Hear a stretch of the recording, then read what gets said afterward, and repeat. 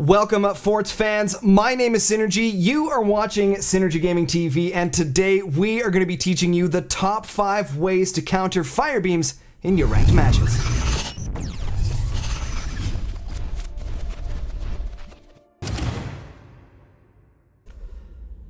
Alright, Forts fans, so before we begin, we think it's really important to discuss and understand the basics and fundamentals of how the Firebeams work and how their interactions change depending on what material the Firebeam comes in contact with first. So, here we are in the SynergyGamingTV testing facility here on Forts. Big shout out to General Tanya for making an awesome map. Link to this, I believe it's called Carnage. It will be down below in the description if you guys want to check it out. You can see the space is really close, makes for an awful mess. So, we know through experimentation that the Firebeam will not penetrate greater than 3 grid spaces when coming into contact with wooden bracing first. So we'll show you guys that right now. If we do this, you'll see very clearly it does not go through. Okay? Doesn't go through. But if we open this up, open it up, and then put a bracing here, so exactly 3 grid units, it will go through. Right? So it does go through. Even if you fill all the layers, and this is what's so scary about Firebeams, is that they penetrate regardless. Even if you fill all the layers up, it goes through. We're going to talk more about this in the actual tip section, but we just want to cover the fundamentals. Now, there is an interesting interaction that comes up here in a moment, but I want to add the angle bracing here. So this counts just outside as well. It will not penetrate this. Right, see there, doesn't go through anything greater than 3 layers when it comes into contact with wooden bracing first. Now we're here with the armor first, and you will see if we do the same 3 grid distance right here, 1, 2, 3, same 3 grid distance we had with the wooden bracing, you'll see it doesn't penetrate. Even when we go down to 2, it will not penetrate. But it will, however, penetrate when we go down to 1. Now, there's an interesting interaction here as well. So we talked about there with the wooden bracing, so you know it goes through 1, it doesn't go through 2, but if we do this angle bracing, right, let's fill this all in, right, even with that, we'll fill it all in, it goes through on an angle bracing, right, with the wooden bracing it didn't. Right, it went through its 3 layers, it hit the angle bracing, and then never made it past that. But there's an interesting interaction here, and I don't know why this is. I don't know why the Firebeams are coded this way, or if it's just an understatement. If we do the same thing we did with the bracing, and I put a different bracing outside, it won't penetrate. I don't know why this is. It doesn't make any sense to me. It's literally the same distance if you're talking about actual units that are used to measure. It's not actually grid spaces, they actually call it units, and I believe 1 grid space is 50 units in how they actually measure in the coding, how it's measured. So why this is that it will penetrate if it's on an angle, but it won't penetrate if it's separate, not sure. Don't understand that interaction, but that's why we're covering this in this video. Now we're going to talk about how the Firebeam acts when it hits wood first and then into armor. We've got the same 3 grid units, of course. Grab the Firebeam, we fire into it. No penetration to be expected. Obviously, armor, as we said, reduces the penetration. So of course, at that distance, it's not going to go through. But if we add it in at 2 grid spaces, you will see that it penetrates. Now, this is a very interesting interaction, and I have no idea why this is, but we talk about it even in more depths in one of the tips coming up here. I'm going to explain something pretty neat. If we delete the bracing here, okay, you guys saw very clearly in that 2 seconds ago that it went through. If we do the bracing out like this with no background bracing in between the foreground bracing and the armor, so just like this, no background bracing, okay? Same examples before, we just took out the background bracing. If we fire, it doesn't penetrate. Yeah, boy. I don't know why. Okay, we'll put in background bracing. Okay, we'll put in background bracing. And if we fire, okay, let it fully repair. If we fire now, it goes through. I don't know why that is. but it can be exploited in certain situations. We're going to talk about that in the top tips. So those are just the basics. There's lots more interactions that we can talk about, but those are just the basics and the fundamentals that certain things the Firebeam comes into contact with will determine how far it penetrates into your base. So you can see there that armor can be used. However, we talk about more in one of the tips as to why you don't want to do that. So let's not waste any more time and let's get into the tips. Number 5, Game Sense. Now, many of you are going to ask me, what is Game Sense? Well, for this specific example, it's going to be trying to determine whether or not your opponent is going lasers in the first place. Game Sense is the tool that really defines the very good players from the pros. It's the determining factor in most cases. Some might care to argue. Comments down below. But we've seen examples of this in my replay commentaries on the channel. Link is also down in the description. You can check out those as well. Now, it appears in many of the top tier tournaments that the players don't even bother hiding their tech. And this is really good because you can use that to your advantage. You can see if your opponent is going for munitions plant or if they're going for a factory right off the bat, thus allowing you to determine whether or not you have to prepare for Firebeams. But even more importantly is the timings and identifying key aspects of your opponent's base. Now, what do I mean by identifying key aspects of your opponent's base? Well, let's head back to the SynergyGamingTV testing facility and I'll try and elaborate a little bit as to what I'm talking about. Game Sense is more than just scouting the map. It's identifying timing. So we're in the match and we're bombing away here and you see your opponent, you know, he gets his stuff down there. You don't see the technology because he's decided to hide it. It's gonna be here. Let's just put it here for now. Right? And it's coming at about the 1 minute to 1.5 minute mark, you start seeing boxes about this size. Okay? These boxes in the front of the base at this timing of about 1 minute to 1.5 minutes is going to be a very good indicator that rockets or shotguns are coming your way. Now, you can determine very quickly if it's rockets or shotguns by doing a quick map check. Are there any swarm launchers? Is there anyone else doing the same style of build?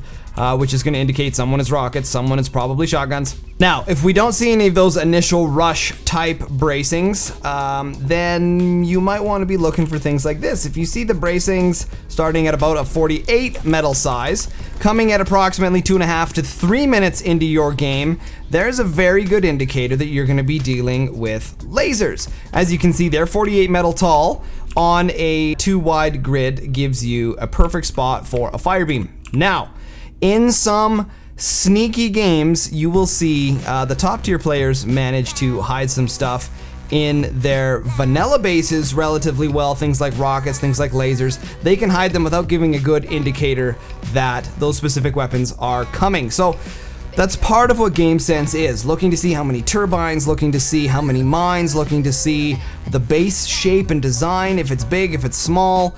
All those types of things can really help with the Game Sense in determining whether or not Firebeams are coming your way. Number 4, Snipers. Now, I've said this in every single stream I've done that players should be utilizing snipers in their games. It's just common knowledge. We talk about it all the time. It should become standard in your matches and you should be proficient in their use. Well-placed snipers in strategic locations can one-shot a Firebeam if it's firing. The key is that the sniper's line of sight has to be either above or below so that the round from the sniper goes into the projectile of the Firebeam just before contacting the Firebeam itself. So if you shoot too low, you'll see that the Firebeam isn't destroyed. It's the burning of the sniper round actually that gets it in one shot. Now here you can see exactly what I'm talking about here. We've got Finn here on the left hand side and McGray Fox on the right hand side. You can see his Firebeam doesn't have the door covered up. Finn already knows this, grabs his snipers, door opens, bang bang. That's part of the Game Sense we were talking about, of just knowing that the timing for him to fire is going to come quickly. He was already on a sniper before the door opened. Door opened, sniper high hits it, sniper low hits it, boom, Firebeam is dead. So always make sure to have your C more sniper, which is 1 up high, your C less sniper, I guess, down low, and always make sure to have your sniper's hotkeys. It should be a natural reaction for you to double tap your sniper hotkey to gain control, aim, and shoot as one fluid motion. Number 3, layers. Actually, it's not layers. We talked about that at the beginning of the video there where we showed the Firebeam penetrating multiple layers of bracing. So why would you do this? Well, it's a natural reaction for inexperienced players, so just add wood spam in front of wherever the damage zone is to make sure that doesn't happen again. With Firebeams or against Firebeams, that is probably the worst thing you can do. Each layer adds an additional cost to the repair bill every single time the Firebeam hits that location. Alright, back here in the SynergyGamingTV testing facility. Now, if you are going to use bracing or as a reactionary response to some Firebeam that you didn't see coming and you need to just spam some wood, dense stuff, as we showed, doesn't work, but you want to try and use large bracing if anything. Now, you want to try and go larger than 3 grids. You can't if you're just pulling it out there, but you can see here when we fire the Firebeam, boom, it still only penetrates the 3 grid spaces until it comes in contact with another bracing. So looking here, you're only hitting 1, 2, 3, 4 pieces of bracing needed for repairs. That is far cheaper than densifying your wood and having to repair all those layers as a quick panic mode. Now, we've seen players also use a ton of armor, and we've discussed that a little bit as well, but armor is even more expensive to repair. So even though it prevents the penetration, it could be used as like an interior backup plan if they happen to get through there, but you don't want to use armor as your natural defense against Firebeams. The repair costs will absolutely bankrupt you, and that will be your first step into losing the game.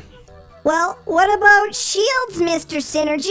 I'm glad you asked that, little Timmy. As we know that shields are great counters to lasers, they're perfect for the turbine location as they allow wind to pass through.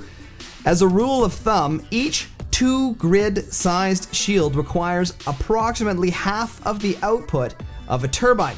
So the turbine investment alone makes it a very unfeasible strategy. Not to mention that each 2 grid sized shield costs approximately 200 metal to place down. At almost 200 metal for a 2 grid unit size shield, that investment alone means you won't be building or firing any weapons anytime soon.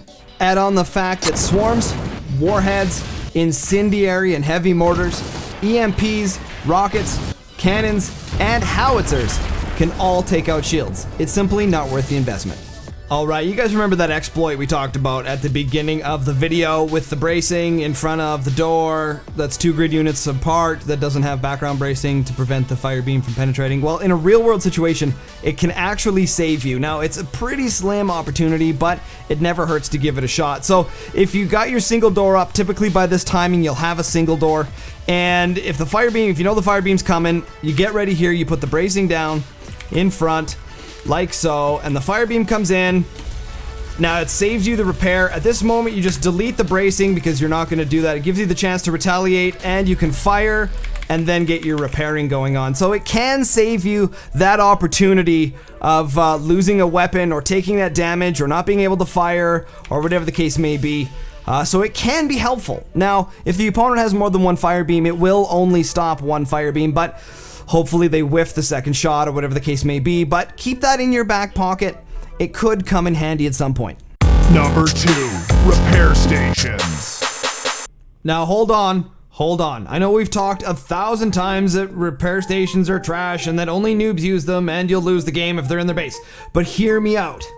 While repair stations don't repair any faster, they do put out smoke 50% faster, but more importantly, extinguish fires 50% faster as long as their radius is over the burning area. Against lasers, both fire and plasma, this will actually cut down on your repair bill as the fires won't get to burn for quite as long. Now, disclaimer, you will need to reconsider using them if your opponent has some sort of splash damage method of attacking your base.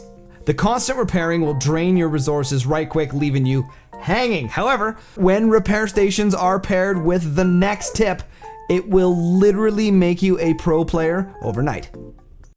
Number 1, sandbags. That's right, Forts fans, sandbags are your best friend when it comes to countering firebeams. Why? Let's go to the testing facility. It's because firebeams don't penetrate sandbags. They are frickin' awesome. But sandbags are so small. How can they be that good, Mr. Synergy? Another great question, little Timmy. While the sandbags are small, and before we disclose the ancient German secret of how to increase the efficiency of your sandbags, we need to disclose the number one selling point of the sandbag, and that's the fact that it costs 0 metal. That's right, for just 300 energy, you too can own your very own sandbag. This alone makes them incredibly powerful against firebeams. While this doesn't address the size of the sandbags, this is where I will hand you off to the scientist Dr. von Firebeamenstein, who will show you how to increase the efficiency of your sandbags. Hello, I am Dr. von Firebeamenstein, here to show you how to increase the efficiency of your sandbags using the method we call sandbag wall. Are you ready? Now, we are here in the testing facility on the vanilla map to show you how to build the sandbag wall. But first, there is something that is very important in how to build the wall. More importantly than the wall itself is the stability tech to hold the wall up. The sandbag wall is very front heavy and will cause the base to fall over without the use of stability tech on the inside. I will show you. I will start by making the bracing go up and then down and then up again and then down again. At this point, you will click the node and pull it across, making solid bracing here. Then pull down, up, up. Then across, node, then across. That will give you the stability you need to hold up the sandbag wall. Starting with the boxes in the front, building the boxes. Already the base is leaning forward. We must be ready to counter the weight. We can start already by adding some additional boxes on the rear. Then, there, the base leaning backwards. Start by pulling out one grid space up. Adding up here to 5, hit the G key to turn off the grid. 6 metal being spent here, very important. 6 metal, connect and connect. Then another 6 metal. Then another 6. Another 6. Another 6. Just over 5. 6, right there. Then pull out. Pull out, pull out, pull out, pull out. You will see here, if you want to do the box sizing, it will be just over 24 metal to 25 metal, just over 25 in the box shape. This will give you just enough space to place the sandbags in the wall, creating the German sandbag wall. This is the utmost pinnacle of firebeam resistant technology ever discovered, and will give you the most resistance against the firing of the beams. Thank you so much, Doctor, for taking the time to explain to us how to build the sandbag wall. It's very much appreciated. Now, you remember back in tip number 2, the repair stations, and we said if you pair a repair station with tip number 1, it'll make you a pro overnight. Not exactly true, but it is incredibly strong. So, why don't we take it back to the testing facility and we'll show you exactly what we're talking about when you pair repair stations with sandbags. Alright, so you can see here we're back in the same map that the doctor showed us how to build the wall. We've got a bunch of our fire beams here ready to rock and roll, and the base. We've added the repair stations into the sandbag wall, and now we're gonna let it rip. Doctor, if you would please. Fire some beams! Look at that. Not even penetration, almost fully repairing the damage as the fire beams are coming in. That is really impressive. So there you have it, Forts fans. Those are the top 5 tips to countering fire beams in your ranked matches.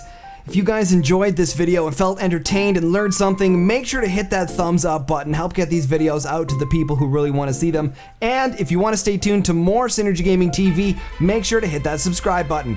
Thank you so much for watching Synergy Gaming TV. I am your host, Synergy, and I'll catch you guys on the flip side.